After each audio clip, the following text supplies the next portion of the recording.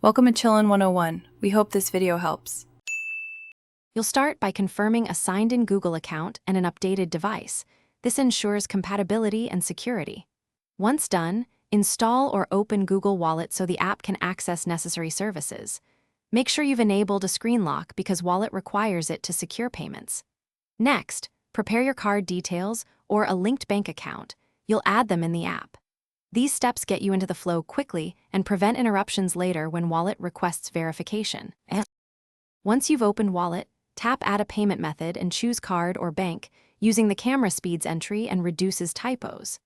After adding details, Wallet asks you to verify ownership. Follow the issuer's prompt by SMS, email, your bank app, or a temporary charge code.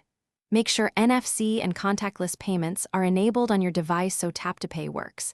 This is essential for in-store use. Also set your default card for quick payments, which keeps transactions smooth and predictable. You finish by adding any transit passes or loyalty cards and confirming backup and recovery options. This helps restore Wallet if you lose a device. Then test with a small contactless purchase or Wallet's built-in test to confirm everything works. If something goes wrong, first check NFC is on, your card is activated, and Wallet has required permissions. Next, contact your card issuer about limits or blocks.